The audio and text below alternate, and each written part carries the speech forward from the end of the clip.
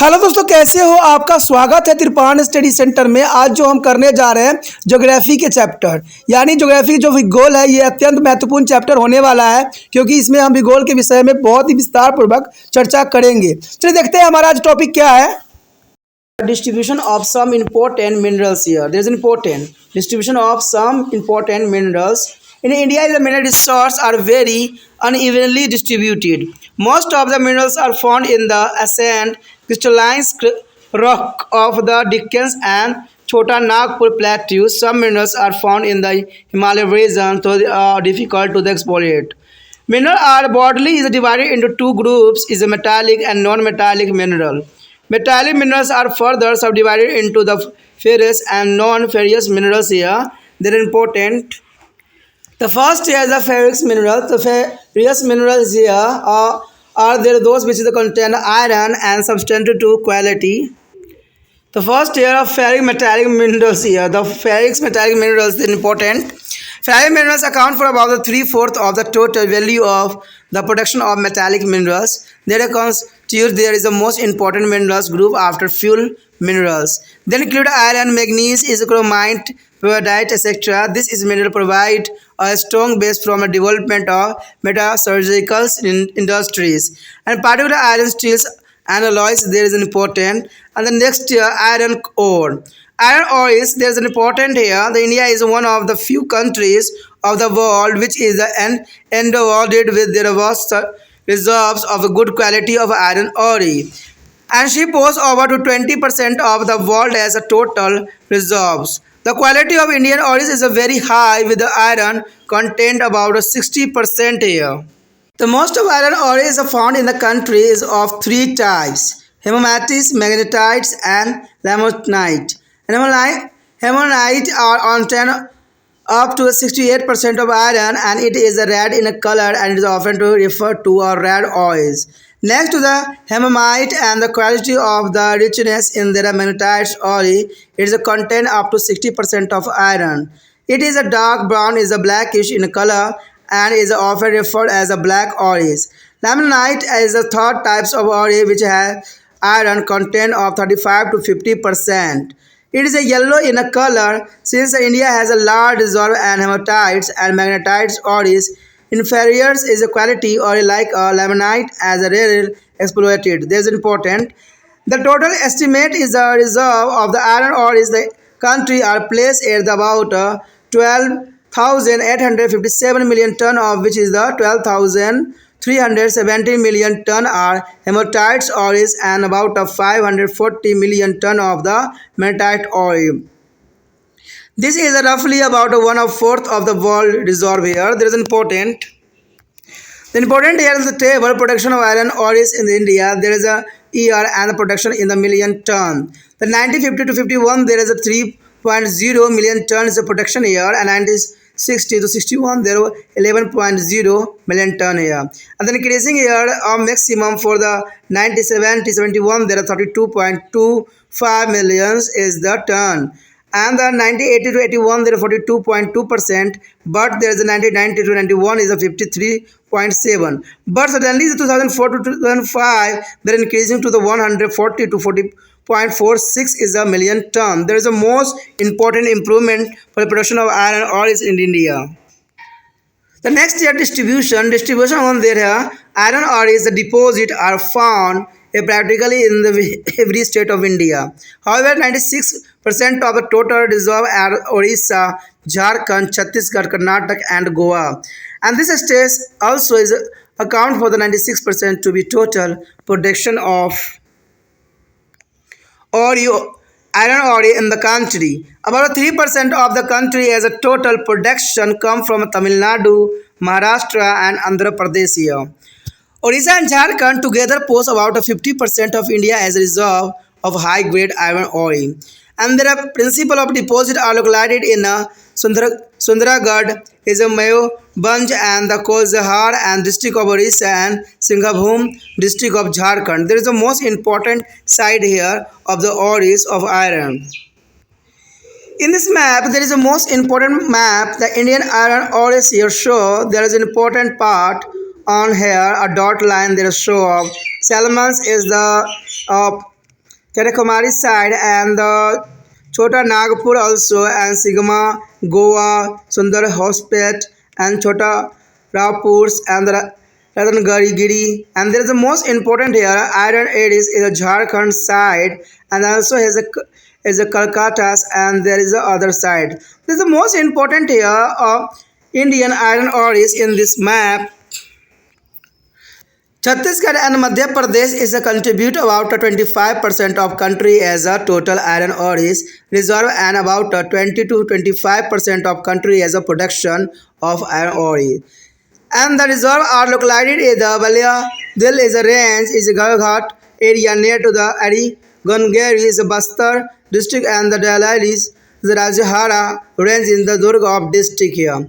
The Goa possesses of inferior quality ore is a but it is a contribute to be a country as a total production in the impressive. Most of the mines are open cast and mechanized as almost of the entire production of iron from Goa is exported from Mango. This is a part of Japan. It is a Karnataka is the most important deposit are found. There is a Sandhur Hospest area of the Balearis district. And Bhavandan is a hill of the Chickamauga districts and the Sigmoga and Chittorgarh is a district. There is an important part here of the iron ore is found in this side. Iron ore is a deposit of Andhra Pradesh and scattering in there Nanatpur and Kanama as a Krishna, Korunul and Chodapur as the Nordic districts and some deposits are also located in the state of Tamil Nadu, Maharashtra and Rajasthan. There is the most important side of found to the iron ore is here. India contribute about 7 to 8% of the total world trade. Now our deposits are being worked out especially for the export to the purpose. For example, Balihadil as the Rajahara is a mine of Chhattisgarh and Kiripuras as a mine of Orissa are began to the work for their purpose. And Japan, Romania and the former is a Sejoko, Bukani, Sulcania and there is the Poland as are importing to country. There is an important area Czechoslovakia and there is a problem to the importing to the country iron are exported from Haldia and Paradeeps and Maramangora and Mangalore and the Visakhapatnam spot. There is an important part here. India is opposed over to 20% of the world as a total reserve of iron. There is a most important in the box. The important point here, India possesses over 20% of the world as a total reserve in iron. Iron ore the deposit are found to the particularly in every state. However, 96% of the total reserve are the Orissa, Jharkhand, Chhattisgarh, Karnataka and Goa here. The Balia Dil is a Rajahara is a man of Chhattisgarh and Kiripuras as a mine to the Orissa are began to the work out of especially for export to the purpose. There is the most important here. यहाँ पर जो हमारे समक्ष आया है बहुत ही महत्वपूर्ण topic कुछ प्रमुख खनिजों का वितरण। देखिए यहाँ पर जो है हम कुछ खनिजों के वितरण के विषय में विस्तार पर चर्चा करेंगे और जानने की कोशिश करेंगे कि खनिजों का जो है वितरण किस प्रकार हुआ है भारत में और भारत किस लिए जो है खनिज के लिए ज़रूरी है। देखा जाए तो भारत में अगर हम बात करें कुछ प्रमुख खनिज का वितरण का तो एक बात मैं क्लियर कर दूं कि भारत में जिस तरह से जो है प्राकृतिक जो है उसी प्रकार खनिज का वितरण भी है। जैसे प्राकृतिक में आपको पता है कि यहाँ पर जो बहुत विषमता पाई जाती है इसके वेदर कंडीशन में, वैसा ही खनिज के वितरण में भी पाया जाता है। भारत में खनिजों का वितरण जो है बहुत ही असामान्य है, यानी कहा जाए तो एक क्षेत्र में सब चीज़ नहीं मिल जाती है, इसका वितरण जो है असामान्य ही होती है। अधिकांश खनिज दक्कन के पठार तथा छोटा नागपुर पठार में पाए जाने वाले प्राचीन जो है रवेदार श्रेणियों में मिलते हैं, यानी कुछ जो है छोटा नागपुर के क्षेत्रों में मिले हैं, ये उसमें कोई दो राय नहीं है, और दक्कन के पठार में भी मिलते ही हैं। कुछ खनिज जो हिमालय भागों में मिलते हैं परंतु उनका दोहन करना बहुत ही कठिन है क्योंकि वहाँ से निकालना बहुत ही संभव कार्य नहीं है, दुष्कर्म कार्य है। भारत के सभी खनिजों के मोटे तौर पर बड़े दो भागों में बांटा जा सकता है। एक धात्विक खनिज होती है, एक अधात्विक खनिज के रूप में देखा जा सकता है। धात्विक खनिज पुण्य दो भागों में बांटा जा सकता है, लोह एवं अलोह वर्ग, तो जो कि काफ़ी महत्वपूर्ण यहाँ पर आता है। यदि हम यहाँ पर बात करें लौह खनिज तो काफ़ी महत्वपूर्ण रहेगा कि लौह खनिज के अंतर्गत क्या आता है। देखिए, लौह खनिज वो कहलाते हैं जिनके लौह तत्व काफ़ी अधिक मात्रा में रहता है, यानी लौह खनिज वो कहलाते हैं जिनमें लौह तत्व काफ़ी अधिक मात्रा में रहता है। सबसे पहली बात अगर आए तो धात्विक लौह खनिज के अंतर्गत आता है। कहते हैं धात्विक खनिजों के सकल उत्पादन मूल्य का 3/4 हिस्सा लोहा धात्विक खनिजों का ही होता है। तो इसमें कोई दो राय नहीं है। आपको पता है कि आपको क्षेत्र में आसपास देखिएगा लोहे से बने हुए बहुत चीज़ जो है बखूबी देखने को मिल जाता है। तो इसका बात सही भी है कि एक कहते हैं 3/4 हिस्सा जो है लोहे का खनिज ही होती हैं। खनिज ईंधन के बाद सबसे महत्वपूर्ण जो है खनिज वर्ग की सूची लोह धात्विक खनिज द्वारा ही निर्मित होती है। ठीक है, ये बहुत इंपॉर्टेंट बात है कि खनिज ईंधन के बाद जो होती है इसमें खनिज जो है लोह धात्विक खनिजों का ही अपना महत्व रहता है। इस सूची में आने वाले धात्विक खनिजों में लोहा, मैग्नीज, क्रोमाइट, पैरोडाइट्स इत्यादि सम्मिलित है, जो कि काफ़ी महत्वपूर्ण है।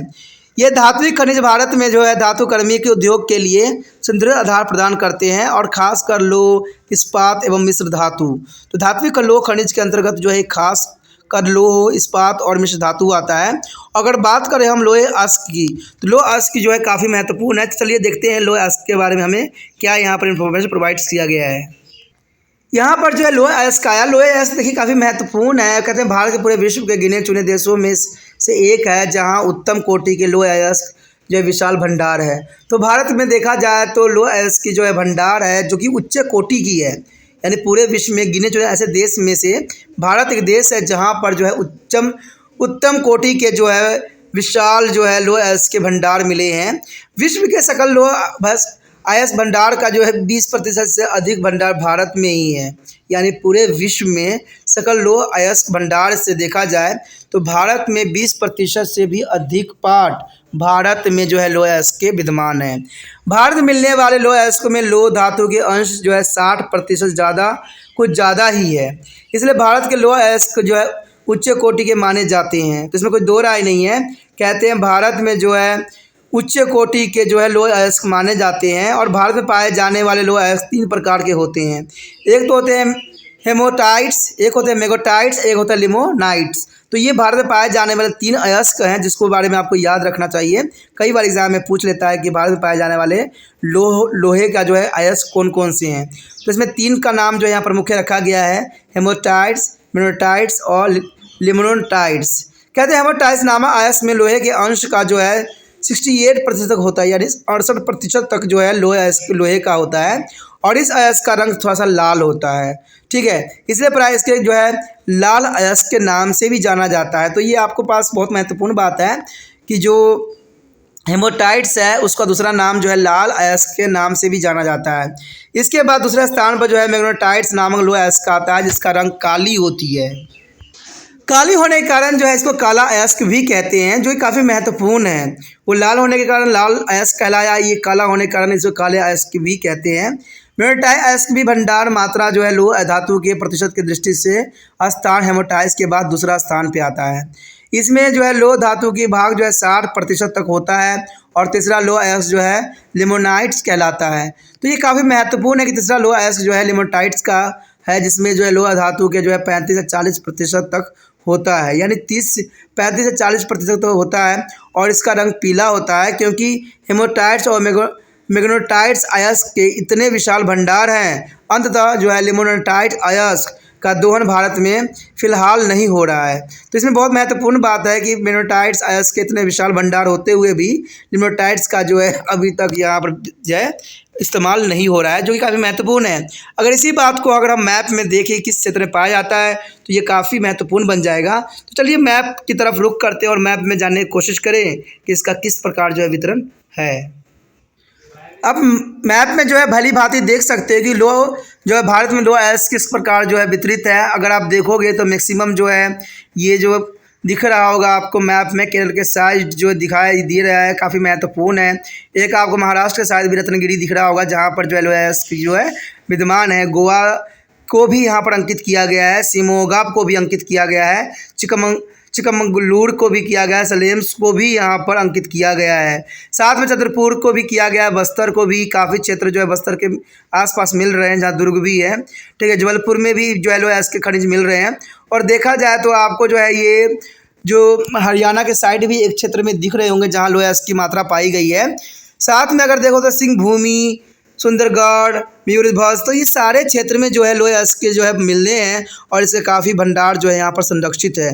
तो ये मैप के अंतर्गत देखने और समझने के लिए काफ़ी महत्वपूर्ण है और एग्ज़ाम व्यू से भी महत्वपूर्ण रखता है कि लोह अयस्क क्षेत्र किस क्षेत्र में है। तो देखा जाए तो मैक्सिमम जो है दक्षिण क्षेत्र में ही नज़र आ रहा है और कुछ जो है पूर्वी क्षेत्र में भी नज़र आ रहा है। तो ये काफ़ी महत्वपूर्ण बात को यहाँ पर मैप में दर्शाया गया है, जिसको आपको समझने की कोशिश करना चाहिए।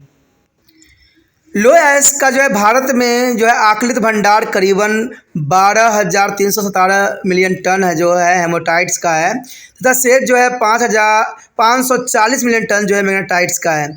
तो आप समझ सकते हो कि यहाँ पर जो है लोह अयस्क के भारत में जो है आकलित भंडार करीबन जो है कितना है 12,317 मिलियन टन जो हेमाटाइट्स का है और सिर्फ जो है 540 मिलियन टन जो है मैग्नेटाइट्स का है।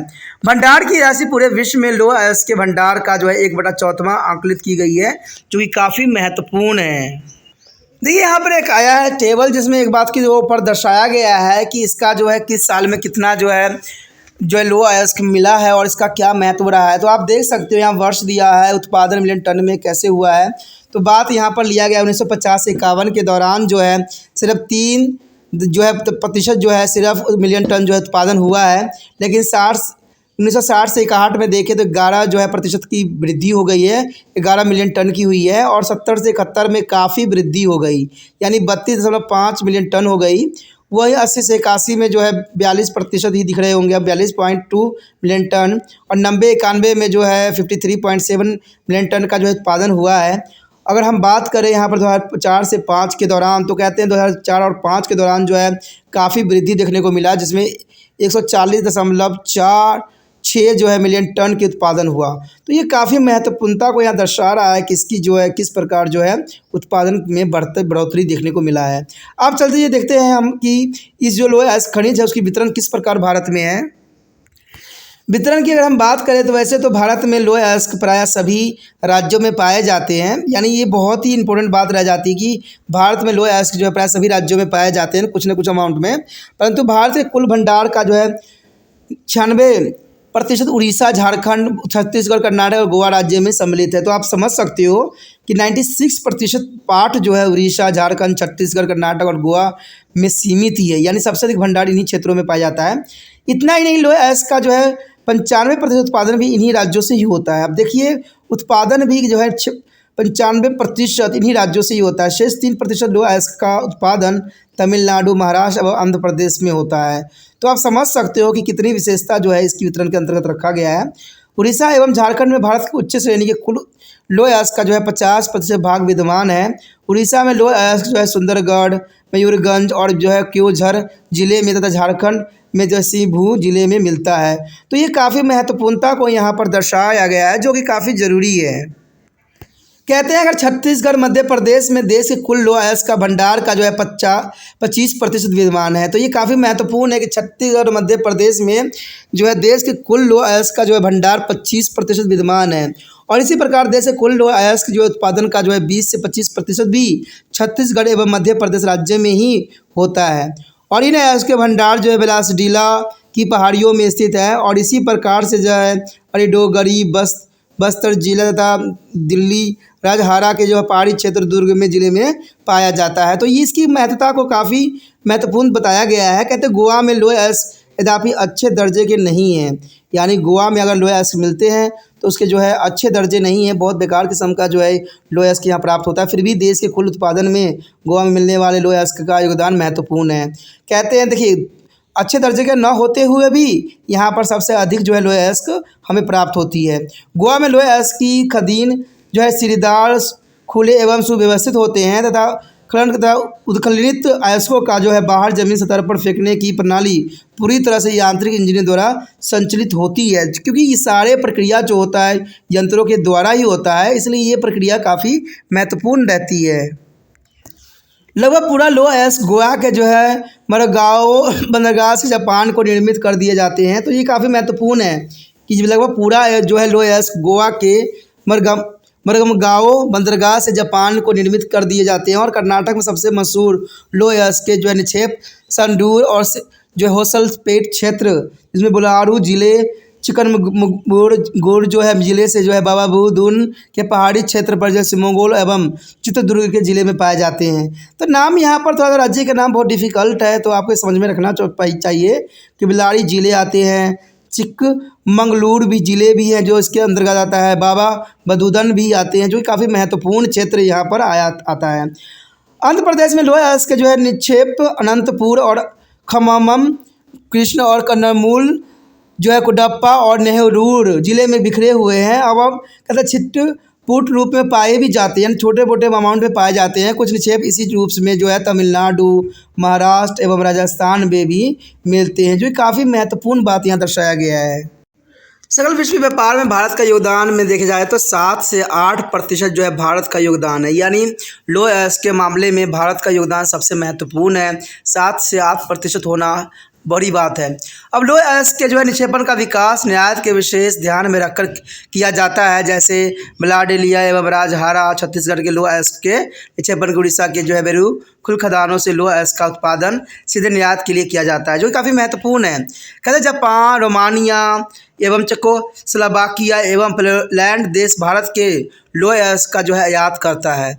तो आप समझ सकते हो कि जापान, रोमानिया एवं चेकोस्लोवाकिया एवं पोलैंड देश भारत के लोहा अयस्क का आयात करता है, और भारत में इस अयस्कों का निर्यात जो है हल्दिया, परादी जो है मागो, मंगलोर एवं विशाखापट्टनम जो है खदानों से होती है। तो ये काफ़ी महत्वपूर्ण बात यहाँ पर आता है कि जो है लोहा अयस्क के जो उत्पादन और इसके विषय में बहुत काफ़ी ज़रूरी भी था। तो next topic is the most important here, manganese ore is here important here, manganese ore here. India's rank is the third in the production of the manganese ore in the world. There is an important point here. India is ranked third in the production of the manganese ore in the world. Next only the Russia and South Africa is the next here. Russia is the first and South Africa is the second, but third number is the India. And about a fourth of the total production of the India is exported. You know that there's an important point here. About a fourth of total production of India is exported here. Manganese ore is a form of important ingredient in the manufacture of iron and steel. It is also used to the manufacture of the dry batteries in the photography and leathers and match industries. There's important here, the match industry, the use of magnesium ore is here. About 85% of total manganese consumptions of the India use of the metallurgical industries. There's the most important point here, 85% total manganese consumption of the here India is a metallurgical industry here. But here distribution is the most important also. The distribution, there is distribution, the important area of production are Odisha. There is important area of production are Odisha, Madhya Pradesh, Maharashtra, Karnataka and Andhra Pradesh. Over 78% of total reserve of manganese ore of India occur in the belt stretching from Nagpur and Bandra is a district of Maharashtra to the Bhagalghat and the Chanandwara district of Madhya Pradesh. But these two states contribute only 12 to 14% of total production respectively here. The remaining 22% of reserve are distributed in Odisha, Karnataka, Gujarat, Rajasthan, Goa and Andhra Pradesh. There is a most important state here, or the remaining 22% of reserve as a district, Odisha, Karnataka, Gujarat and Rajasthan, Goa and Andhra Pradesh. Odisha tops is the production of the manganese accounting for 37% of the total production of the country. Do you know that there is important here, production of the manganese accounting for 37% of the total production of the country. Its reserve are only 12% of total reserve of India. The important mining of this district are is the Sundargarh and the Rayagad is the Belagaris and Kanozar and Jaipur and Mayabhin. There is the most important state here. There is a found of 12% of total reserve of India here. In Karnataka, the deposit are located in the district of Sigamgoga is a Chitradurga and the Tumkur and Belaris. A small deposit are reported in Bijapur and Chikkamagura and the Dharwad district. Karnataka is the second largest producer of manganese ore and accounting for 26% of country's total production. It accounts for 6.42% of country as a total deserve here. That is no important. It is accounts for a 6.41% of a country as a total deserve here. Andhra Pradesh is a significant producer of manganese ores and contributing about 8% of India as a total production here. So there is a service are the insignificant Goa, Jharkhand and Gujarat also have some deposit of manganese ores here. India ranked third is the production of manganese ore in the world. There is a most important point arrive in the box. There is a notable point. Note your notebook. There is a India ranked third in the production of manganese ore in the world. About 85% of total manganese is a consumption in India is used by the metallurgical industries. You know that there are metallurgical industries is a use of 85% of manganese here. The important area of production are is Odisha, Madhya Pradesh, Maharashtra, Karnataka and Andhra Pradesh. There is a most important state here. There is important area production of the manganese here. यहाँ पर जो हमारे समक्ष आया है manganese अयस्क. देखिए manganese अयस्क जो कि काफ़ी महत्वपूर्ण है. कहते हैं मैग्नीज अयस्क के उत्पादन में भारत का स्थान जो है विश्व स्तर पर रूस एवं दक्षिण अफ्रीका के बाद तीसरा स्थान पे है. यानी देखा जाए तो भारत जो है मैग्नीज के उत्पादन में तीसरा नंबर पे आता है. उससे पहले प्रथम पे जो है रूस है, दूसरा जो है दक्षिण अफ्रीका है जहाँ पर मैग्नीज का उत्पादन सबसे अधिक होता है. और भारत भी किसी से पीछे नहीं, तीसरा स्थान भारत का भी है. भारत का सकल मैग्नीज अयस्क उत्पादन का लगभग 1/4 भाग जो है यहाँ से ही निर्यात किया जाता है. तो ये काफ़ी महत्वपूर्ण है कि भारत का सकल मैग्नीज अयस्क उत्पादन का लगभग 1/4 भाग यहाँ पर निर्यात किया जाता है, जो कि काफ़ी महत्वपूर्ण है. कहते लोहे एवं इस्पात के जो है निर्माण में मैग्नीज अयस्क एक महत्वपूर्ण अवयव है. मैग्नीज की उपयोगिता जो है शुष्क बैक्टीरिया और निर्माण में जो है फोटोग्राफी में, चमड़ा और माचिस उद्योगों में जो है महत्वपूर्ण होती है, जो कि काफ़ी महत्वपूर्ण रखता है. भारत में सकल मैग्नीज अयस्क के लगभग जो है 85% भाग जो है खपत जो है धातु कर्मी उद्योगों में ही हो रहा है. तो ये भी काफ़ी महत्वपूर्ण है कि देखा जाए तो 85% भाग जो है खपत जो है धातु कर्मी उद्योग में हो रहा है, यानी सर्जिकल इंडस्ट्रीज में जो है इसका अधिक उपयोग हो रहा है. तो ये काफ़ी महत्वपूर्ण बात यहाँ पर दर्शाया गया है. उसके पश्चात वितरण की बात करें तो देखा जाए मैग्नीज का जो है वितरण स्वाभाविक रूप में बहुत ही महत्वपूर्ण रखता है. ये डिस्ट्रीब्यूशन के बारे में जानना जरूरी है कि भारत में किस किस पार्टों में जो है मैग्नीज का जो है डिस्ट्रीब्यूशन हो रहा है. मैग्नीज उत्पादन में प्रमुख जो है क्षेत्र उड़ीसा, ठीक है, मध्य प्रदेश, महाराष्ट्र, कर्नाटक एवं आंध्र प्रदेश के अंतर्गत आता है. यानी इसमें कोई दो राय नहीं है कि मैग्नीज उत्पादन के प्रमुख क्षेत्र के अंतर्गत देखा जाए तो उड़ीसा, मध्य प्रदेश, महाराष्ट्र, कर्नाटक और आंध्र प्रदेश का स्थान महत्वपूर्ण है. भारत का जो है 78% से ज़्यादा मैग्नीज अयस्क भंडार जो है महाराष्ट्र के नागपुर तथा भंडारा जिले से लेकर मध्य प्रदेश के जो है बालघाट एवं जो है छिंदवाड़ा जिलों तक फैली पट्टियों में मिलते हैं. तो ये काफ़ी महत्वपूर्ण बात आ गया यहाँ पर कि भारत के 78% से ज़्यादा मैग्नीज अयस्क जो है भंडार महाराष्ट्र के नागपुर तथा भंडार जो जिलों से लेकर मध्य प्रदेश के बालघाट एवं छिंदवाड़ा जिले तक फैली जो है पट्टी में मिलते हैं. परंतु ये दोनों राज्य सकल उत्पादन में क्रमशः 12 व 14% का ही हिस्सा योगदान देते हैं. यानी देखा जाए तो पूरे भारत में जो है इनका हिस्सा 12 से 14% ही रह गया है. और शेष 22% मैग्नीज जो भंडार का जो वितरण है उड़ीसा, कर्नाटक, गुजरात, राजस्थान, गोवा एवं आंध्र प्रदेश के अंतर्गत व्यवस्थित निक्षोभों में आती है. तो ये काफ़ी महत्वपूर्ण है कि 22% जो है कर्नाटक, गुजरात, राजस्थान और गोवा के अंतर्गत आता है. उड़ीसा भारत में मैग्नीज अयस्क के जो है उत्पादन में शीर्ष पे है. तो ये देखिए काफ़ी महत्वपूर्ण बात आ गया कि उड़ीसा भारत में जो है मैग्नीज अयस्क के उत्पादन में शीर्ष स्थान पर है. और भारत के कुल उत्पादन का जो है 37% जो उत्पादन यहीं पे होता है. तो आप समझ सकते हो कि भारत के जो है प्रमुख मैग्नीज उत्पादन जो है उड़ीसा को ही माना जाता है और इस 37% उत्पादन करता है, जो कि कम नहीं है. इस राज्यों में जो है उपलब्ध मैग्नीज अयस्क के निक्षेपण भारत के कुल भंडार का यहाँ पर 12% होता है. तो आप समझ सकते हो कि कितनी महत्वपूर्ण बात यहाँ पर दर्शाई गई है कि इस राज्य में उपलब्ध मैग्नीज अयस्क जो है निक्षेपण भारत के कुल भंडार का 12% है. यानी उड़ीसा जो है मैग्नीज अयस्क के उत्पादन में काफ़ी महत्वपूर्ण स्थान रखता है. मैग्नीज के प्रमुख खदानें जो है सुंदरगढ़, रायगढ़, बेलागीर और केवछोर, जैजपुर और मयूरभंज जिलों में है। तो ये काफ़ी महत्वपूर्ण मैग्नीज के प्रमुख खदानों की यहाँ पर बात बताई गई है।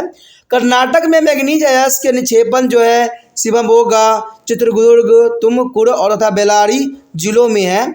और छूटपुट जो निक्षेपण जो है बीजापुर में भी देखने को मिल रहा है और चिकमंगलूर एवं धरवाड़ा जिले में भी पाया गया है। तो ये काफ़ी महत्वपूर्ण क्षेत्रों के विषय में बताया गया है। यद्यपि कर्नाटक में मैग्नीज अयस्क के भंडार काफ़ी कम है।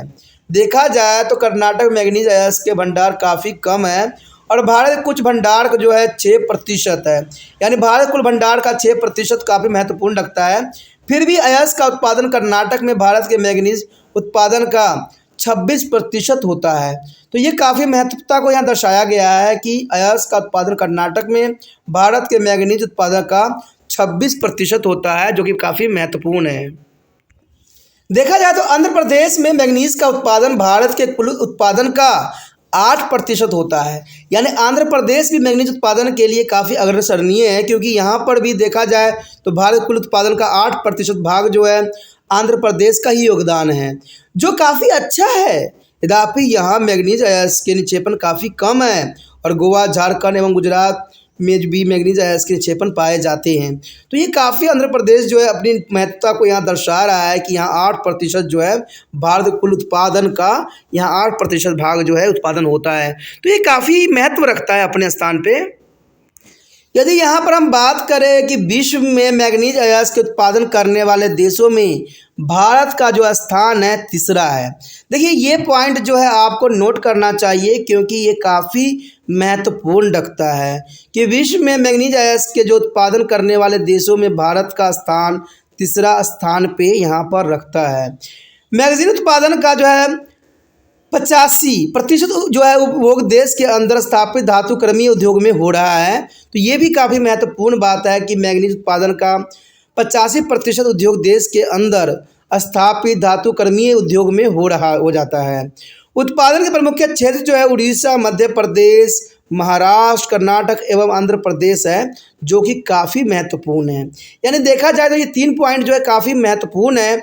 अब देखते हैं हम इसको मैप के अंतर्गत कि मैप में जो है मैग्नीज का क्षेत्र कैसे दिखाया गया है।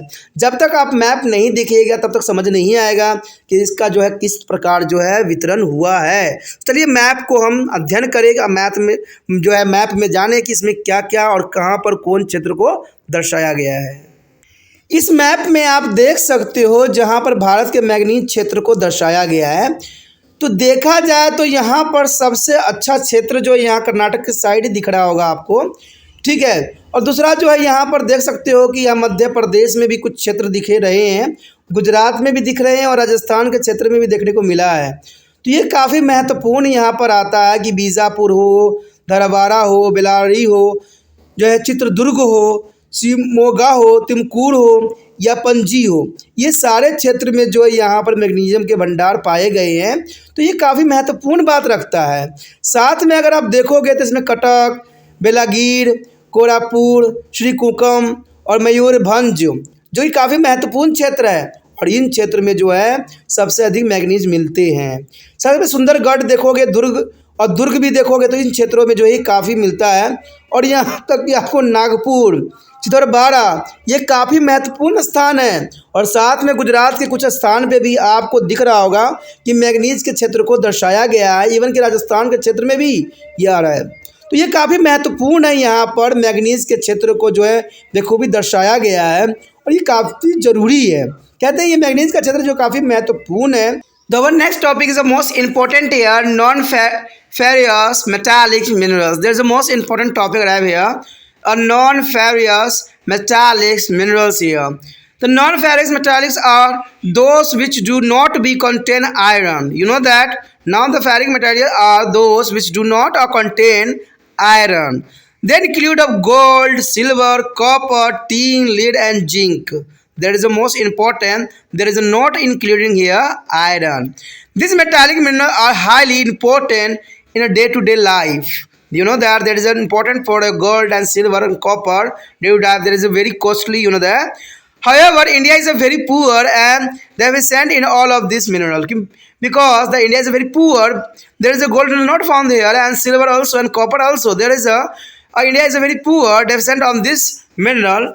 And the first year come here, bauxite. Bauxite is a non-ferric metallic mineral here. The bauxite is a non-ferric metallic mineral. It is ore from which the aluminium metal is produced. You know that the bauxite is here important. Ore from here aluminium metal is produced. India has a reserve of bauxite are sufficient to be keep the country self-reliant.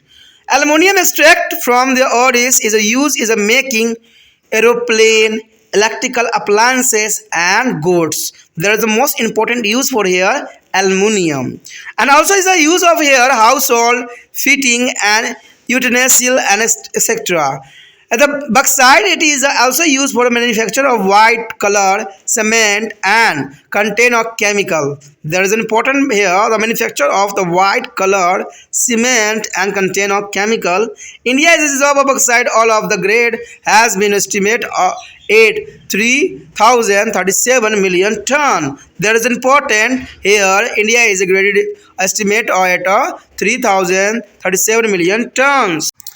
The next year, the production of bauxite in India. There is a most important table here. A table here show here is the years and production in a thousand of ton.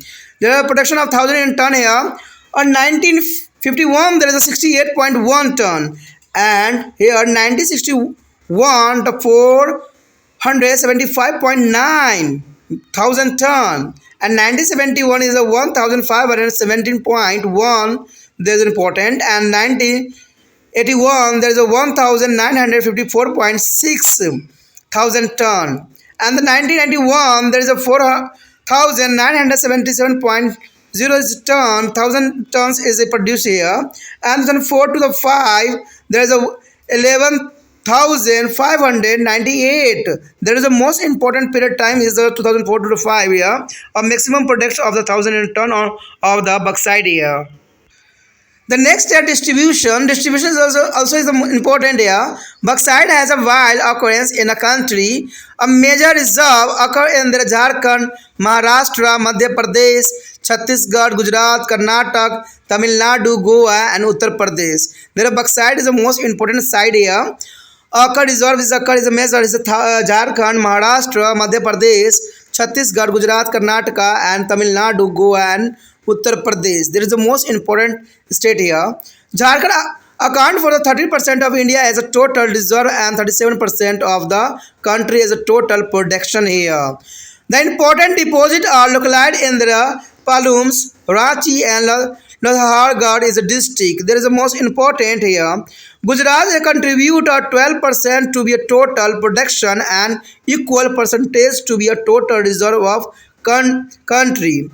The deposits are found in the Junagad and the Aramavali district. There is the most important district or deposit of this found here. The next year, Madhya Pradesh and Chhattisgarh account for 22% of the total reserve of country and 25% of the total production here. The three important bauxite ores reside in this is a state are is a Sarguja and Raigad and the Bilaspur districts in the Amarkantak and Plateaus is a Malikana range in the Bilaspur. And drug bottle, this is their regions are Chhattisgarh, Mandhyala and Sehodos and Bhaghat district. There is a Katanis district. District is the Madhya Pradesh here. This is the most important state on the point of the bauxite here. Maharashtra account for the relative a small production of the country, 80% of the total, but possesses the second largest bauxite reserve, constitute of the 22% of the country as a total reserve here. The bauxite occur in the Kolhapur, Raigad and Thana, Satara and the Ratnagiri is the district. There is an important here side of Maharashtra account of related to small production of country, 80% of total. In Karnataka, the reserve of bauxite occur in the northern western part of the Belguma district. However, a deposit of the bauxite has been to discover in the eastern Ghat is Odisha, Andhra Pradesh and Salima, Nilgiri and the Madurai district of the Tamil Nadu and Banda district of Uttar Pradesh also have is a workable deposit of bauxite here. There is an important here bauxite Uttar Pradesh side. India export to the bauxite to a number of countries.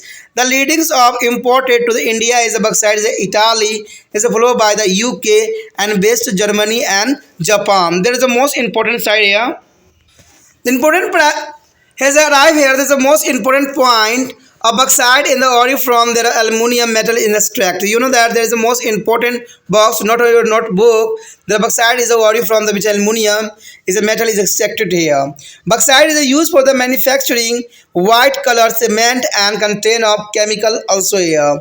And major reserve occur in the Jharkhand, Maharashtra, Madhya Pradesh, Chhattisgarh, Gujarat, Karnataka, Tamil Nadu, Goa and Uttar Pradesh. There is the most important here map they show on your screen.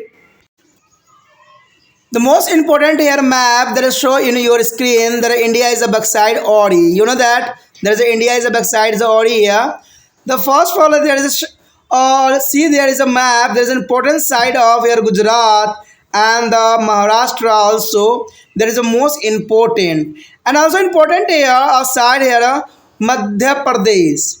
There Madhya Pradesh is also important here and nearby Madhya Pradesh is all side is a present. The name is important is a Bengaluru, Simanga and there Thana and Pune and Jamnagars and Amralis and the Kochi. There is a most important side of bauxite found Indian here. The India is the most important state. So in your screen यहाँ पर जो हमारे समक्ष आया है धात्विक अलोक खनिज। देखिए यहाँ पर इस बात पे हम चर्चा करने जा रहे हैं कि धात्विक अलोक खनिज। देखिए अलोक का मतलब होता है वो सारे मटेरियल जिसमें जो है लोहे का कहीं भी जो है नामो निशान नहीं होता, इसलिए इसको अलोक खनिज कहा गया है, जिसमें लोहे का जो है अंश बिल्कुल ही नहीं होता है। तो आपको सिंपली ये बात पता है। देखिए यहाँ पर साफ बात बताया गया है कि अलोक खनिज वो होते हैं जिनमें लोहे का अंश होता ही नहीं। सिंपल सी बात, इसमें लोहा जो है थोड़ा सा अमाउंट में भी नहीं प्रेजेंट होती है। इसके अंदर धात्विक खनिज शामिल होते हैं सोना, चांदी, तांबा, टीन, सीसा, जस्ता इत्यादि। तो आप समझ गए होंगे कि धात्विक अलोक खनिज कौन कौन से हैं। सोना, चांदी, तांबा, टीन, सीसा, जस्ता इत्यादि। ये सभी जो है धात्विक खनिज काफ़ी महत्वपूर्ण है क्योंकि इसमें जो उपलब्ध धातु दैनिक जीवन में बहुत ही काम आती है, इसलिए बहुत कॉस्टली भी है।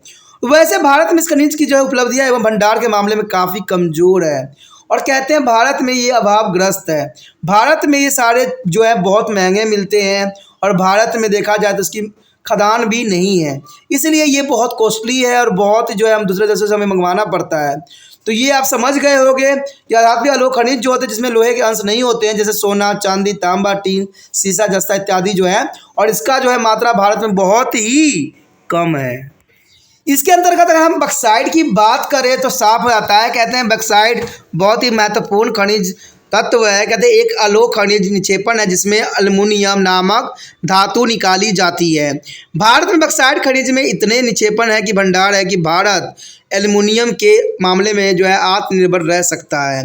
यानी देखा जाए तो भारत में बॉक्साइट खनिज के इतने निक्षेपण के भंडार हैं कि अगर एल्युमिनियम में जो है भारत आत्मनिर्भर है, यानी हमें दूसरे देशों के मंगवाने की कोई आवश्यकता नहीं है। भारत में इतने अमाउंट में जो है एल्युमिनियम प्रेजेंट है। एल्युमिनियम धातु की जो है बॉक्साइट खनिज से निकाला जाता है। देखिए एल्युमिनियम धातु जो है बॉक्साइट के खनिजों से निकाला जाता है, यानी कहा जा सकता है कि बॉक्साइट जो है एल्युमिनियम के लिए आदर्श है। कहते हैं यहाँ पर बहुमुखी उपयोग जो है वायुयानों में इसका उपयोग किया जाता है। तो देख सकते हो कितना इंपॉर्टेंट है कि एल्युमिनियम का उपयोग जो है वायुयानों में निर्माण में किया जाता है, क्योंकि इसकी वजन जो होती है बहुत ही हल्का होता है, बहुत ही कम होता है।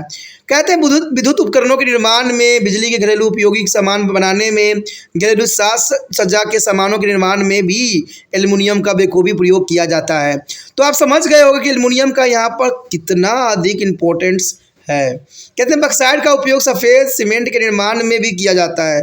तो ये देखिए ये भी इम्पोर्टेंट बात है कि बॉक्साइट का उपयोग जो है सफ़ेद सीमेंट के निर्माण में भी किया जाता है और कुछ रासायनिक वस्तुएं बनाने में भी इसका बखूबी प्रयोग होता है। और भारत में सभी प्रकार की बॉक्साइट का जो है अनुमानित भंडार जो है 3037 मिलियन टन है। तो आप समझ सकते हो कि भारत में जो है इसका काफ़ी जो है उज्ज्वल भविष्य है और भारत में जो है भारत इस बॉक्साइट से जो है आत्मनिर्भर है और किसी दूसरे देशों से जो है इसको आयात करने की आवश्यकता नहीं होती है। यदि हम बक्साइट की बात करें और तुलना करें किस देश में जो है किस समय काल में कितनी उत्पादन हुआ, तो ये काफ़ी महत्वपूर्ण रहेगा। भारत में बक्साइट का उत्पादन देखिए वर्ष यहाँ दिखाया गया है, उत्पादन जो है 1000 टन के रूप में दिखाई गई है। तो देखिए 1951 में जो है 68 यानी 68.4 जो है 1000 टन की उत्पादन हुई थी। वही अगर देखें 1961 में तो बढ़ के जो है 475.9 जो है 1000 टन हो गई। वही पर 1971 में जो है बढ़ कर 1517.1 जो 1000 टन हो गई और इसकी दिन पर दिन बढ़ता ही चला गया। 1981 में जो है 1900 जो है 54.6 जो है काफ़ी बढ़ गई। और वही बात करें 1951 में तो कहते हैं यहाँ पर जो है 4977 जो है जो 1000 टन वृद्धि हो गई। लेकिन सबसे अधिक वृद्धि देखने को कब मिला, जब 2004 से 5 की आंकड़ा गणना की गई, जहां पर 11,598.0 जो है वृद्धि हुई, जो काफ़ी महत्वपूर्ण यहां पर उत्पादन को दर्शाया गया है। देखा जाए तो भारत में जो है अगर भंडार की बात करें तो भारत में इसका भंडार जो है महाराष्ट्र, झारखंड, मध्य प्रदेश, छत्तीसगढ़, गुजरात, कर्नाटक, तमिलनाडु, गोवा एवं उत्तर प्रदेश में अव्यवस्थित है। देखिए है, लेकिन अभी भी ये जो है अव्यवस्थित फॉर्म में प्रेजेंट है। कहते हैं झारखंड में भारत के सकल बक्साइट भंडार का 13% भाग तथा उत्पादन में जो है देश के कुल उत्पादन का 37% भाग मिलता है। तो ये काफ़ी महत्वपूर्ण है कि झारखंड में भारत के जो है सकल बक्साइट भंडार का 13% भाग तथा उत्पादन में देश के कुल उत्पादन का 37% भाग मिलता है। बक्साइट के महत्वपूर्ण निक्षेपण इस राज्य के जो है पालामू, रांची एवं हैदराबाद जिले में व्यवस्थित है। तो ये भी महत्वपूर्णता को दर्शाता है। अगर बात करें हम गुजरात में तो कहते हैं गुजरात में बक्साइट अयस्क के निक्षेपण के भंडार राशि देश के कुल भंडार के 12% भाग के बराबर है। यानी देखा जाए तो यहाँ गुजरात के जो है बक्साइट काफ़ी जो है मिल रहे हैं, 12% बहुत इंपॉर्टेंट रखता है। इतनी ही प्रतिशत जो है भागीदारी उत्पादन के मामले में भी है। बक्साइट के निक्षेपण इस राज्य के जो है भावनगर, जूनागढ़ जो अमरेली जिले में व्यवस्थित है, जो कि काफ़ी महत्वपूर्ण है। कहते हैं मध्य प्रदेश तथा छत्तीसगढ़ को मिलाकर अगर देखा जाए तो देश के कुल बक्साइट भंडार का 22% भाग जो है उत्पादन में देश के कुल उत्पादन का 25% भाग इन दोनों राज्यों से निक्षेपण से प्राप्त होती है। यानी देखा जाए तो मध्य प्रदेश और छत्तीसगढ़ काफ़ी महत्वपूर्ण रखते हैं। कहते हैं देश के उत्पादन का कुल 25% भाग जो है इन्हीं क्षेत्रों से प्राप्त होते हैं। और इन राज्यों में बक्साइट के 3 प्रमुख क्षेत्र हैं, जैसे अमरकंटक, पठार में जो है सरगुजा, रायगढ़ एवं बिलासपुर जिले। मैकरल्स पर्वत श्रृंखला के अंतर्गत जो है बिलासपुर, दुर्ग और दोनों ही छत्तीसगढ़ एवं मंडला जो है शहडोल एवं बालघाट जिले, मध्य प्रदेश तथा कटहनी जिला जो कि मध्य प्रदेश सम्मिलित है, काफ़ी महत्वपूर्ण स्थान रखता है। तो मध्य प्रदेश और छत्तीसगढ़ में आपको समझ रहना चाहिए कि 25% का जो है योगदान देता है भारत के कुल उत्पादन के अंतर्गत। महाराष्ट्र में बक्साइट अयस्क के निक्षेपण तथा उत्पादन जो है अपेक्षाकृत बहुत कम है। यानी महाराष्ट्र में जो है बक्साइट का उत्पादन बहुत ही कम है और देश के कुल उत्पादन का सिर्फ 18% भाग का उत्पादन यहाँ होता है। यानी देश के कुल उत्पादन का जो है 18% भाग ही जो है महाराष्ट्र में होता है, परंतु निक्षेपण का कुल भंडार देश के कुल भंडार के 22% भाग के बराबर ही माना जाता है। बक्साइट के महत्वपूर्ण निक्षेपण जो है कोल्हापुर, रायगढ़, थाने, सतारा एवं जो है रत्नगिरी जिले में व्यवस्थित है। तो ये भी काफ़ी महत्वपूर्ण है कि 22% भाग जो है महाराष्ट्र के क्षेत्रों में पाई जाती है, जो कि काफ़ी महत्व रखता है। कर्नाटक के जो है बेलागाम जिले के उत्तर पश्चिमी भूभाग में बक्साइट के निक्षेपण भी मिलते हैं और देश के जो है पूर्वी घाट क्षेत्र में बक्साइट के विशाल निक्षेपित अवस्थित है। और इस घाट क्षेत्र में जो है उड़ीसा, आंध्र प्रदेश के क्षेत्र भी इसी के अंतर्गत आते हैं।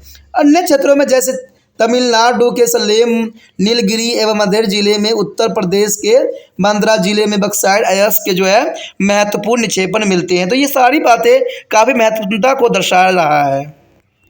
देखा जाए तो भारत विभिन्न देशों के बक्साइट का जो है निर्यात करता है। यानी भारत जो है विभिन्न देशों के बक्साइटों का निर्यात करता है और प्रमुख आयात देश है इटली, यूनाइटेड किंगडम, पश्चिमी जर्मनी एवं जापान। तो ये काफ़ी महत्वपूर्ण है आयात देश, जिसके बारे में यहाँ दर्शाया गया है। और यहाँ पर एक महत्वपूर्ण बात को भी दर्शाया गया है जो आपके बॉक्स में है, जिसको आपको नोट कर लेना चाहिए कि बक्साइट अयस्क जो है एल्युमिनियम धातु निकाली जाती है। बक्साइट अयस्क से एल्युमिनियम धातु बखूबी निकाली जाती है और बक्साइट अयस्क का उपयोग जो है सफ़ेद सीमेंट तथा कुछ रसायनों के निर्माण में भी किया जाता है। तो ये काफ़ी महत्वपूर्ण है कि एल्युमिनियम धातु निकाली जाती है किससे? बक्साइड अयस्क से एल्युमिनियम धातु निकाली जाती है। और यहाँ तक कि इसका उपयोग जो है सीमेंट तथा कुछ रसायनों में भी उपयोग किया जाता है। बक्साइड निक्षेपण के जो है विशाल भंडार झारखंड, छत्तीसगढ़, मध्य प्रदेश, महाराष्ट्र, कर्नाटक, तमिलनाडु, गोवा और उत्तर प्रदेश में मिले हैं। तो ये भी काफ़ी महत्वपूर्ण है। महत्वपूर्ण तो और भी तब बन जाएगा जब हम इसको मैप में जो है अध्ययन करेंगे। चलिए देखते हैं इसका मैप में क्या किस बात को तरफ उजागर किया गया और कुछ क्षेत्र को जो है इम्पोर्टेंट रखा गया है। देखिए यहाँ पर जो है आप देख सकते हो मैप आ गया है, जहाँ जो है भारत के बक्साइड क्षेत्रों को जो है यहाँ पर अंकित किया गया है। तो आप देख सकते हो कर्नाटक साइड भी, महाराष्ट्र साइड भी इसके जो है घने डॉट दिख रहे हैं। तो इसका मतलब है कि इन क्षेत्रों में काफ़ी है। प्लस अगर आप देखोगे तो यहाँ पर मध्य प्रदेश के साइड भी आपको दिख रहा होगा, छत्तीसगढ़ के साइड भी कुछ नज़र आ रहे होंगे, और सबसे अधिक तो गुजरात के साइड भी आपको ये नज़र आएंगे। अब देखिए कच्छ में भी इसका जो है विशाल भंडार है, जवानगर में भी है, अमरेली में भी है, भावनगर में भी है, साथ में थाने और पुणे में भी इसका जो है कुछ मात्रा देखने को मिल रहा है। और रत्नगिरी में भी आपको नज़र आ रहा होगा, रत्नगिरी में भी जो है बक्साइड की मात्रा यहाँ आ रहा है। और बेलगामा, शिमोगा में भी आ रहा है जो कर्नाटक साइड है, और कोल्हापुरी में भी है। यहाँ की अगर श्रीकुलम में भी आप देखोगे तो उस क्षेत्र में भी पाया गया है। अनकरापुट हो, चाहे सुंदरगढ़ हो, बिलासपुर हो या बालघाट हो, शहडोल हो या जबलपुर हो या कटनी हो या लोहरदंग हो, तो इस सारे क्षेत्र में जो है बक्साइड के जो है विशाल भंडार है जो कि काफी महत्वपूर्ण है। Next is most important here non metallic mineral here. There is an important point, non metallic mineral. You know that what are the non-metallic minerals here? A large number of non-metallic minerals are found in India, but only a few of these are commercially important. You know that there is a few are commercially important here, and there is the limestone, dolomite, mica, and selenite, stalagmites, and gypsum and phosphate. There is the most important non-metallic minerals here, and these minerals are used in a variety of industries such as cement, fertilizer, refrigerator, refactories, and there are electrical goods. There is an important here use of the industry such as cement, is a fertilizer, refactories, and electrical goods here. In this lesson will be study about the mica and limestone here only. The first here is come here mica. The mica here is here. India is the leading producer in a sheet mica. It was one of the indispensable minerals used in electrical and electronic industry. Till recently, however, it is a synthetic substitute has been reduced our export as well as a production considerably. That is the most important here. And the next here, important distribution. The hair distribution. Third, there is a mica is badly distributed, but a workable deposit occur in three principal belt here. There is a three principal. There is the most important belt. They are in the state of the Andhra Pradesh, Jharkhand, Bihar, and Rajasthan. There is the most important mica here found. The Andhra Pradesh, Jharkhand, Bihar, and Rajasthan. Bihar and Jharkhand produce the high quality Rabi mica. You know that the Bihar and Jharkhand is the most important because there is a producing of high quality of Rabi mica. The mica belt in the Bihar and Jharkhand extend up from Gaya district in the west through of is Haziribagh in the Mungad district of Bhagalpur and district in the east. Outside this main of belt mica occur in the Dhanbad and Pulamau, Ranchi and Singhbhums and district here. And the state has supplied more than 80% of the Indian as a output. In Andhra Pradesh, mica is found in a belt as a district here. Rajasthan is there. The Rajasthan is the most important here, the third larger mica producing state. Rajasthan is the third largest mica producing state. The mica is a wearing of zone cover the district of Jaipur, Udaipur, Bhilwara and Ajmer and Kishangarh here. The quality of mica is inferior is beside these three belt here, as some deposit occur in the Kerala, Tamil Nadu and Madhya Pradesh also. The mica mining in India was mainly done for the export. The principal importing country was the USA, and which is took about 50% of the export. That is the most important here. Country was the USA, is which is took about 50% of the export here. यहाँ पर आता है धात्विक खनिज। देखिए धात्विक खनिज भी काफ़ी महत्वपूर्ण रखता है, क्योंकि धात्विक खनिज के अंतर्गत देखा जाए तो चूना, पत्थर, अभ्रक और जो है सिलेमाइट, जिप्सम और फास्फेट आता है। तो इसलिए धात्विक खनिज का अपना एक महत्वपूर्ण स्थान है, और इसमें हम जो चर्चा करेंगे काफ़ी महत्वपूर्ण बातों पे, ठीक है, धात्विक खनिज के अंतर्गत। तो कहते हैं भारत में धात्विक खनिज की संख्या बहुत ही अधिक है, परंतु इसमें से कुछ ही खनिज का जो है व्यापारिक एवं वाणिज्यिक दृष्टि से महत्व रखता है। तो भारत में देखा जाए तो धात्विक खनिज की संख्या बहुत अधिक है, किंतु इनमें से कुछ ही खनिज का जो है व्यापारिक एवं वाणिज्यिक दृष्टि से महत्व रखता है। ये है चूना पत्थर, डोलोमाइट्स, अभ्रक, कैलोनाइट्स, सिलोनाइट्स, जिप्सम और फास्फेट। ये सारे के सारे जो है अधात्विक खनिज के अंतर्गत आते हैं। इन खनिजों का उपयोग जो है विभिन्न उद्योगों में जैसे सीमेंट, उर्वरक, रेफ्रिजरेंट तथा बिजली के अनेक उपकरण सामान के निर्माण में किया जाता है, जो कि काफ़ी महत्वपूर्ण है। और यहाँ पर जो है हम दो के बारे में विस्तार पूर्वक चर्चा करेंगे, एक तो अभ्रक, एक चूना पत्थर के विषय में यहाँ पर हम विस्तार पूर्वक जानेंगे। तो सबसे पहले हमारे समक्ष आता है अभ्रक। अभ्रक यानी माइका। देखिए माइका कहते हैं भारत के पूरे विश्व में सीट अभ्रक का जो है अग्रणी उत्पादक देश है।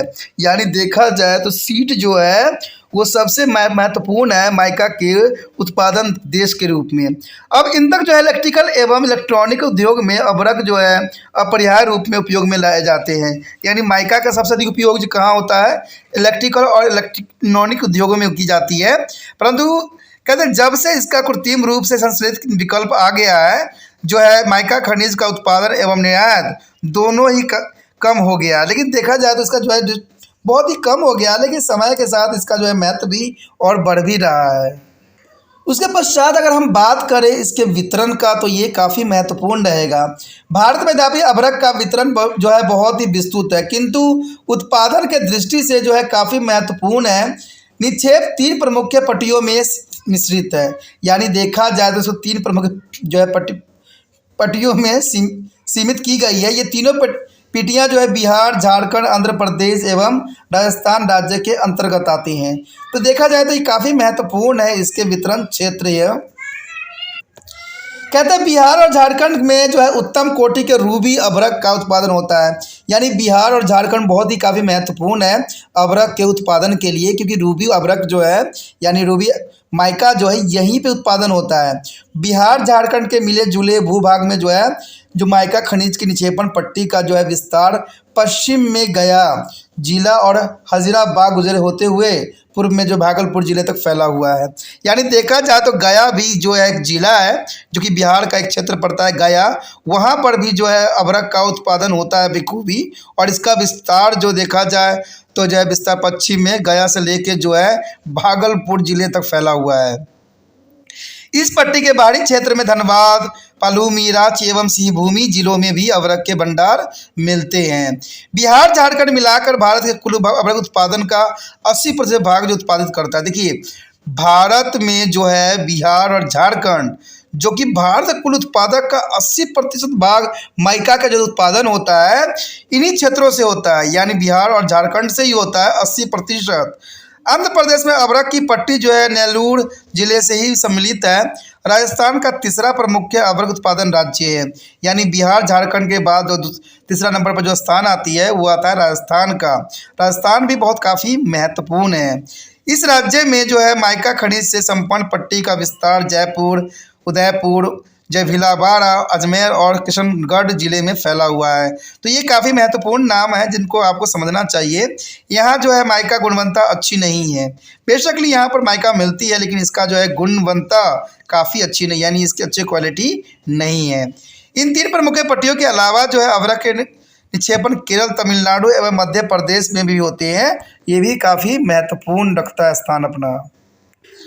भारत में अभ्रक खनिज का जो है उदाहरण निर्यात लिए होता ही रहा है, और भारत के अभ्रक का आयात जो है प्रमुख रूप से कुल निर्यात का 50% भाग होता है। कहते हैं संयुक्त राज्य अमेरिका करता है, जो कि काफ़ी महत्वपूर्ण है। देखिए 50% भाग जो है संयुक्त राज्य अमेरिका द्वारा की जाती है आयात, जो कि काफ़ी महत्वपूर्ण है। आयात प्रमुख रूप से जो है कुल निर्यात का 50% अमेरिका द्वारा ही होता है। The next limestone here, the limestone there is the most important here, limestone is use in a wide range of industries.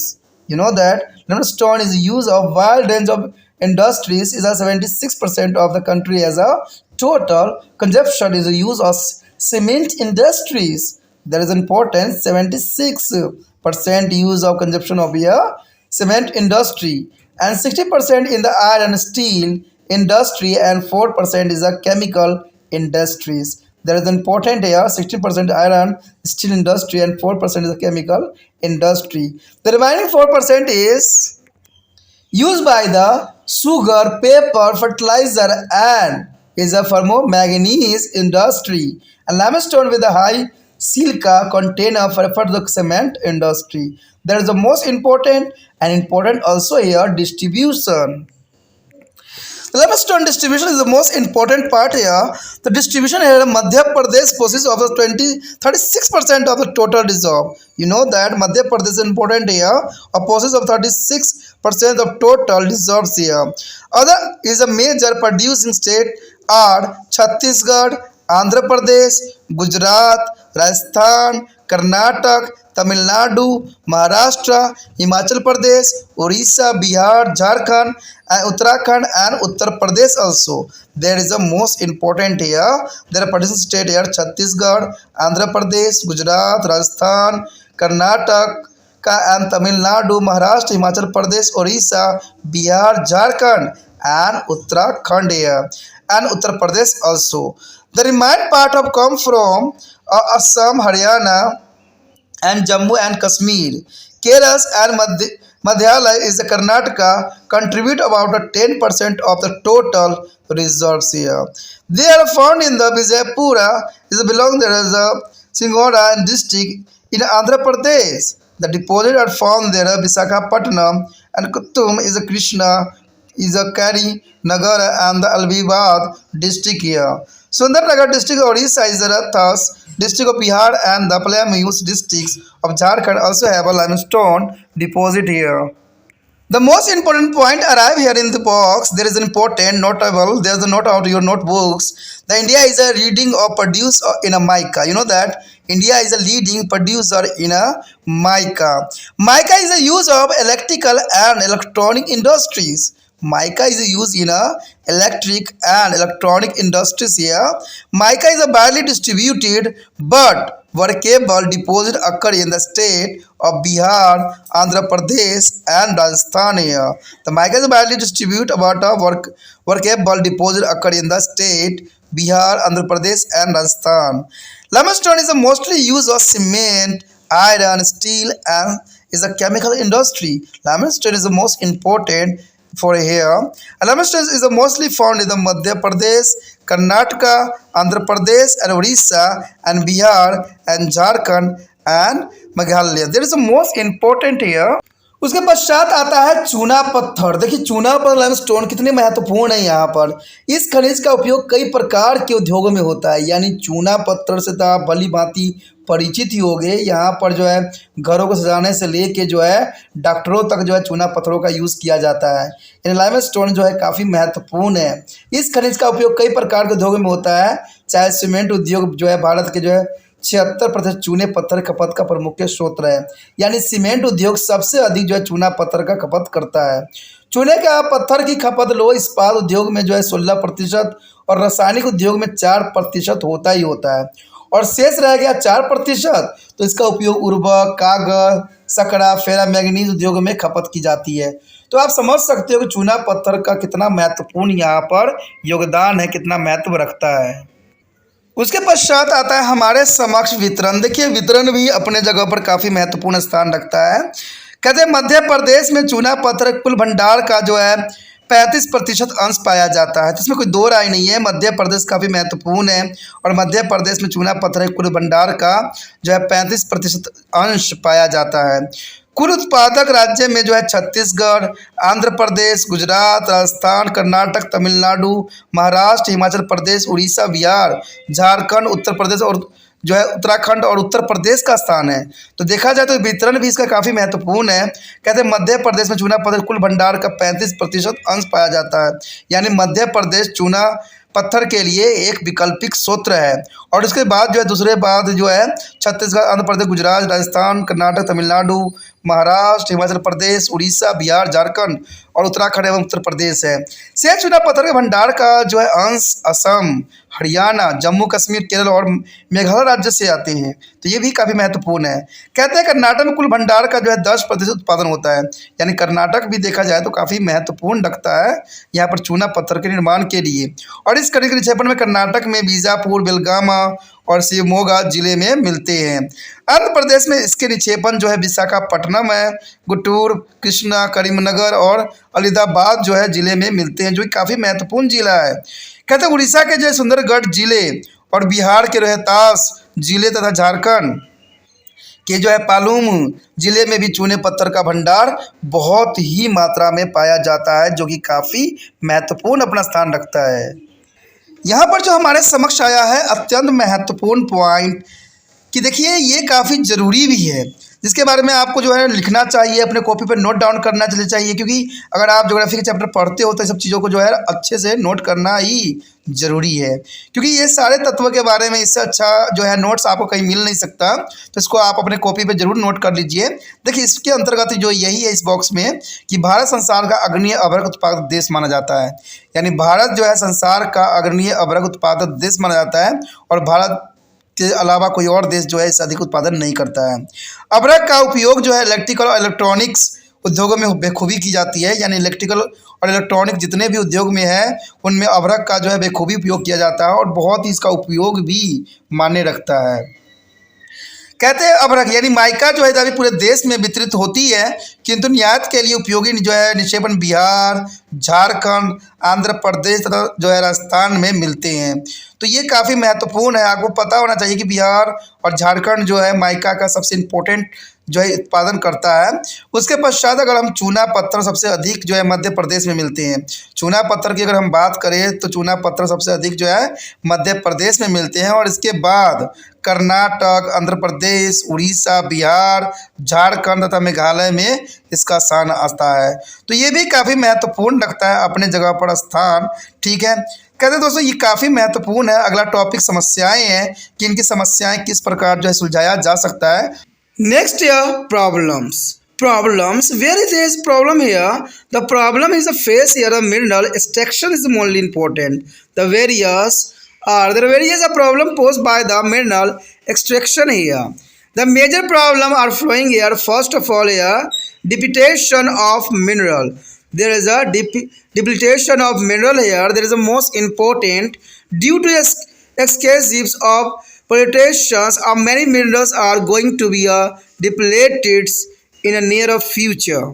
There is important here. There is a near future. So it's called a conservation and dedications of utilization of mineral here. There is a most important point. The next here is important ecological problems here. The ecological problem here, mineral extractions has a lead to be serious environment problem.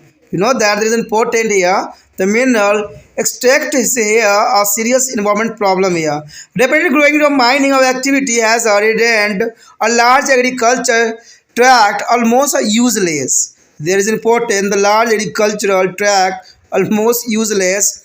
Natural vegetation has been removed from vast tracts here. Such areas suffer from frequent floods and for a want to proper drainage. They have become a breeding ground for a mosquito spreading of malaria with the vengeance, and in the hill of mining areas a landslide are a common phenomenon taking a toll of life and cattle and property. There is a most important point here. In a hill of mining area a landslide are a common phenomenon taking toll of life, cattle and properties. In many of mines, miners have to work under most of hardest condition here. Hundred of leaves are moist each year by fire in a coal mine, and due to the corrosional flooding etc. here, an occurrence of poisonous gas is a pocket of mine is a great enemy of man here. That is the most important ecological problem for the minerals here. The next here, pollution. Pollution also is the major problem for a section of their minerals here. Many mineral produce area lead to be air and water pollution in the surrounding region, which is a turn lead to various health hazards here. The next is social problem. The new discoveries of minerals often lead to a displacement of people. And as a many travels area is rich in minerals, the travel peoples are most affected here. Industrialization of such as area had a badly started there is economical value and lifestyle here. There is a very dangerous here social problems created by the minerals or new discovery of minerals here people.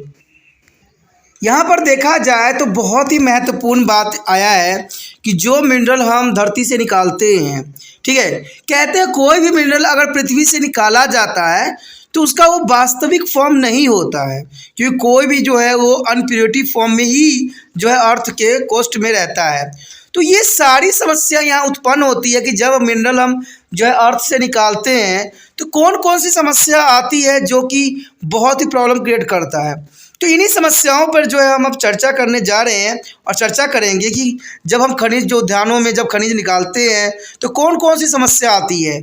आपको पता है कि कोई भी खनिज जो होता है वो शुद्ध फॉर्म में जो है हमारे भूपट्टी पे नहीं मिलता, और जब ये भूपट्टी से बाहर निकलती है तो इसको जो है प्योर फॉर्म में करना पड़ता है, क्योंकि जो फॉर्म जो निकलता है उस फॉर्म में उसका उपयोग करना किसी के लिए भी संभव नहीं है। तो इसलिए समस्याएं बहुत खड़ी आती है। और देखिए समस्या इसके साथ जो है इन्वायरमेंट प्रॉब्लम भी क्रिएट होती है, तो इसमें कोई दो राय नहीं है। तो ये समस्याओं के विषय में हम यहाँ पर चर्चा करेंगे और जानने की कोशिश करेंगे कि जब मिनरल निकाली जाती है तो कौन कौन समस्या आती है। कहते हैं खनिज उदाहरण से कई प्रकार की समस्या उत्पन्न होती है, इनमें से प्रमुख समस्या कुछ इस प्रकार है। यहाँ पर जो है हमारे समक्ष खनिज की तीव्रता से समापन। तो पहली समस्या तो यही आता है कि खनिज की तीव्रता से समापन। देखिए कहा जाता है कि खनिज का जो है जितना निकालने में समय लगता है उतना ही जो है खपत होने में बहुत ही कम समय लगता है। तो ये जो है समापन की बात की गई तो बहुत महत्वपूर्ण है कि खनिज के जो है अनियंत्रित दोहन से बहुत से महत्वपूर्ण खनिज पुण्य समाप्ति के करीब पहुंचने वाले हैं। अतः इसके संरक्षण एवं न्याय संगत एवं विवेकपूर्ण उपयोग की अत्यंत आवश्यकता है। तो आप समझ सकते हो कि खनिज की तीव्रता से समापन होने की यहाँ पर समस्या बहुत बनी रहती है, क्योंकि जितने ही तेज़ी से ये निकलती है उतने ही तेज़ी से जो है ये समाप्त हो जाती है। तो ये सबसे बड़ी समस्या है खनिज के अंतर्गत। उसके पश्चात इम्पोर्टेंट बात आता है पारिस्थितिकी समस्या है। देखिए इकोलॉजिकल समस्या भी बहुत महत्वपूर्ण रहता है। आपको पता ही होगा कि भारत के जो है अगर हम पर्यावरण की बात करें तो एक जैसा नहीं है, यहाँ पर जो है इकोलॉजिकल समस्याएं बनी रहती है। तो ये सबसे बड़ी समस्या है मिनरल्स के लिए, यानी जो हम मिनरल्स निकालते हैं उनमें बहुत बड़ी समस्या इन्हीं का रहता है। तो इकोलॉजिकल असमानता होने के कारण जो है पारिस्थितिक समस्या काफ़ी उत्पन्न करती है। खनिज के उदाहरणों में कई गंभीर पर्यावरण समस्या प्रस्तुत किया है। सबसे प्रमुख समस्या कृषि भूमि के काफ़ी बड़े बड़े क्षेत्र जो है खनन प्रक्रिया से प्रभावित होता है। तो ये काफ़ी महत्वपूर्ण है कि ये सबसे प्रमुख समस्या कृषि भूमि के काफ़ी बड़े बड़े क्षेत्र जो है खनन क्रियाओं से काफ़ी प्रभावित होता था। तो कुछ जो है भूमि पर जो है खनन से निकाले अनुपयोगी पत्थरों को जो है अभी अधिभार स्वरूप फैला देने में पूर्णतः उत्कृष्ट एवं अनुपयुक्त हो गए हैं। तो ये काफ़ी महत्वपूर्ण है कि खनिज जो खनन करके निकाली जाती है उन पत्थरों का जो है बहुत तरह से उपयोग भी किया जा रहा है। इसके अतिरिक्त खदानों में जो है कार्य आरंभ करने से पूर्व ही जो अधोसंरचना बनाने में प्राकृतिक वनस्पति संपदा का विनाश आता है।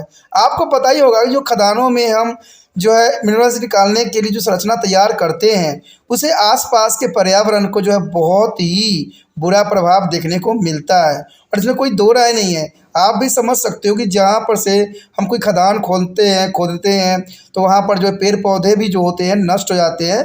तो इससे प्राकृतिक वनस्पति संपदाओं का विनाश होना स्वाभाविक बात बन जाता है। इससे उत्पन्न कई समस्या जैसे बार प्रभावित होना, इससे समस्याएं उत्पन्न होती है दोस्तों कि बार प्रभावित होना। अब आबाद क्षेत्रों में अवरोध उत्पन्न होने से पानी इधर उधर जमा मच्छरों का जो है आश्रय स्थापित बन जाती है, तो ये भी काफ़ी बड़ी समस्या करती है, जिससे मलेरिया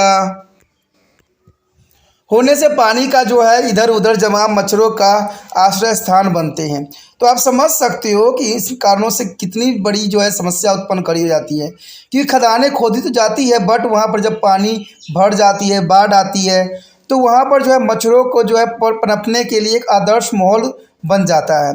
और यहाँ पर जो है बहुत ही आसान तरीके से जो है मच्छर जो है अपना जो है लार्वा दे देते हैं, जो काफ़ी यहाँ पर मच्छर पनपने के लिए जो है आदर्श जो है कंडीशन बना देते हैं, जिससे जो है मलेरिया होना स्वाभाविक बात होता है। इससे मलेरिया जैसे संक्रामक बीमारी जो है फैलने की जो है प्रबल संभावना बनी रहती है। यानी देखा जाए तो यहाँ पर जो है इससे बहुत ही जो है बीमारी फैलने की संभावना बनी रहती है। कहते हैं अगर हम देखें पहाड़ी क्षेत्रों में खनन कार्य से जो है भू संकलन बार होता है, जिससे जीव जंतु, पशु संपदा और मानव की जान माल की बहुत काफ़ी हानि होती है। देखिए अगर पहाड़ी क्षेत्रों पे अगर कोई खदान मिला है, कोई कुछ मिनरल्स के सोर्स मिले हैं, तो वहाँ पर पहाड़ियों को काट के जो है उसको निकालना पड़ता है।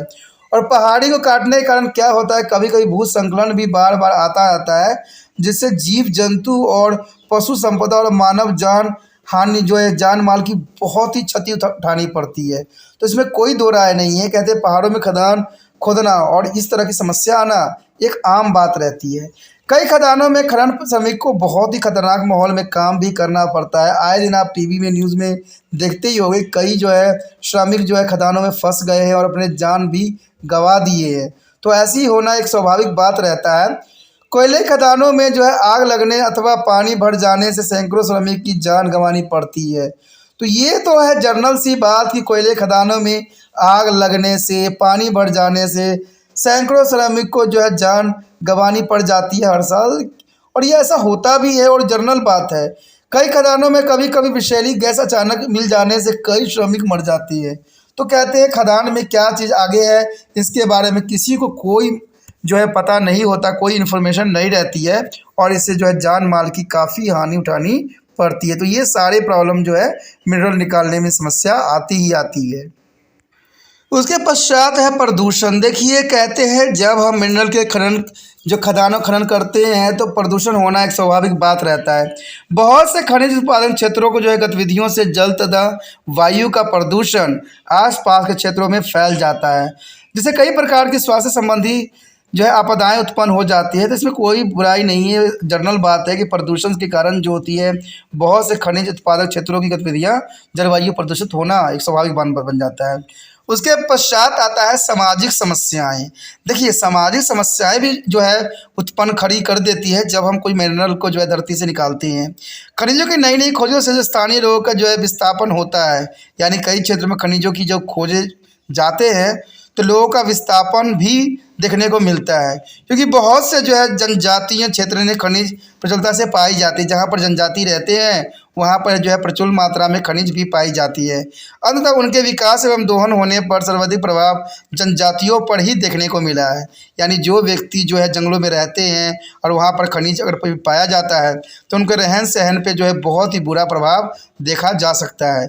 इस क्षेत्र के औद्योगिकरण ने इन जनजातियों की आर्थिक स्थिति और इसके जीवन मूल्य में जो है जीवन यापन करने में तौर तरीकों पर काफ़ी जो है प्रभावित किया है और काफ़ी बुरा असर देखने को मिला है। कहते हैं आधे से अधिक जनजाति जो है इसलिए अब जंगलों में निवास करना नहीं चाहती है, क्योंकि वहाँ पर सरकार जो है आए दिन खनन करके उनके जीवन को जो है काफ़ी प्रभावित करती है। जिस माहौल में वो रहना चाहते हैं वो माहौल जो है भंग करते हैं। तो ये सारे कब समस्या उत्पन्न होती है, जब बड़े बड़े खदान बनाई जाती है, बड़े बड़े खदान खोदी जाती है। तो ये जो है बहुत बड़ी समस्या खड़ा कर दिया है जो कहते हैं जनजाति है जो जंगलों में रहती है उनके लिए। तो ये सारी विषम परिस्थिति जो उत्पन्न होती है सिर्फ खनन जो है कहते हैं मिनरल्स खोदने के लिए। तो ये सारी समस्या काफ़ी महत्वपूर्ण है जिस पर सरकार को गौर करनी चाहिए और कहना चाहिए जो हो सके जितना हो सके इन प्राकृतिक को अधिक छेड़छाड़ ना करके जो है अपना कार्य जो है सुचारू रूप से करने की आवश्यकता है। दोस्तों इसी के साथ हमारा ये टॉपिक भी ख़त्म हो जाता है, जो कि काफ़ी महत्वपूर्ण था। आगे का टॉपिक और भी महत्वपूर्ण है, तो आप इसी तरह त्रिपाण सेंटर के साथ बने रहें। ठीक है, अगर पहली बार वीडियो तो देख रहे हैं तो चैनल को सब्सक्राइब जरूर कर लीजिए, क्योंकि चैनल को सब्सक्राइब नहीं कीजिएगा तो अगर वीडियो नोटिफिकेशन नहीं मिल पाएगा। देखिए दोस्तों, बात इतना सा रहता है कि अगर आपको वीडियो समझ आ रही है, अच्छा लगता है, तो कहते हैं कमेंट भी करना ज़रूरी होता है। कहते हैं देखिए दोस्तों, आपको यूट्यूब पे जो है चैनलों की भरमार है, कहते हैं समझाने वाले की कमी नहीं है, लेकिन कहते हैं समझ ऐसी हो जो सही हो। कहते हैं समझाना, देखिए अगर आप स्कूल में भी जाइएगा तो वहाँ पर भी जो है टीचर किताब को देख के ही समझाते हैं। ठीक है, और आप सोचिएगा कि यहाँ पर जो है बिना देखे समझाया, ऐसा कोई भी इंस्टीट्यूट नहीं है जो बिना देखे ही आपको समझाए, बिना पढ़े ही। बड़े बड़े टीचर भी जो है पहले ही होमवर्क करके जाते हैं और वही बात को वहाँ दोहराते हैं। लेकिन यहाँ पर त्रिपाण सेंटर आपके समक्ष ही वो जो शब्द है उसको प्रस्तुत करता है और उसी शब्दों के रिगार्डिंग जो है आपको समझाया जाता है, तो ये आपके लिए बहुत ही महत्वपूर्ण बन जाता है। ठीक है, तो इसलिए जितना हो सके इस वीडियो को शेयर भी करना है, जिससे दूसरे बच्चे भी इस जो है गुण को लाभ उठा सके। ठीक है, और सब्सक्राइब करना तो भूलना ही नहीं है, क्योंकि बाद में कोई अगर टॉपिक रिसर्च कीजिएगा तो दूर दूर तक आपको त्रिपाण स्टडी सेंटर नज़र नहीं आएगा। इसलिए सबसे बेस्ट तरीका है कि चैनल को सब्सक्राइब कर लीजिए। वहाँ पर जो है आपको हर क्लास के रिगार्डिंग सिलेबस के अंतर्गत, ठीक है, चैप्टर के अंतर्गत सभी सिलेबस जो है आपको प्लेलिस्ट पे मिल जाएगी और आप सही फ़ायदा उठा सकते हो। ठीक है, कोई डाउट है, कोई आपको कोई इंक्वायरी करना है, कुछ भी जानना है तो कमेंट अवश्य करें।